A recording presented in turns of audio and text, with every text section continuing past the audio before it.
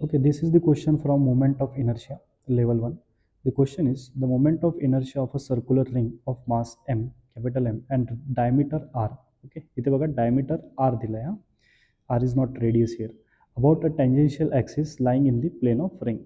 Now, if this is the circular ring, ज्याचं मास consider करू आपण m आहे आणि याची डायमीटर बघा r आहे, तर रेडियस काय बनेल r/2 बनेल. ठीक आहे. नाव आपल्याला फाइंड आउट करायचं moment of inertia about the axis which is tangential. म्हणजे हे जर ॲक्सिस मी इथे कन्सिडर केली, this is what tangent to this ring. Okay, circular ring.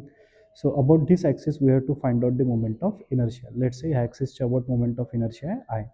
Now we know the moment of inertia of a axis which is passing through the centre of mass and it is along the diameter. ह्याच्या along आपल्याला moment of inertia माहिती असतो, काय असते, it is mr²/2. ठीक आहे. आणि या दोन्ही ॲक्सिस काय पॅरलल आहे आणि दोघांमधले डिस्टन्स काय रेडियस. रेडियस म्हणजे इथे काय r/2. म्हणजे इथे आपण पॅरलल ॲक्सिस थेरम लावू शकतो. So parallel axis theorem will become I = ICM plus md².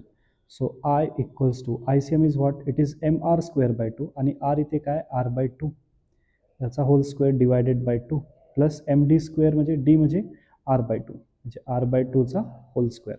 So this I will be equals to mr² divided by, this is 4 into 2 8 plus mr²/4. Okay, इतना जर mr² आपण common काढलं रे, so this will become 4 plus 8, that is 12/8 into 4. So this is 3 जा.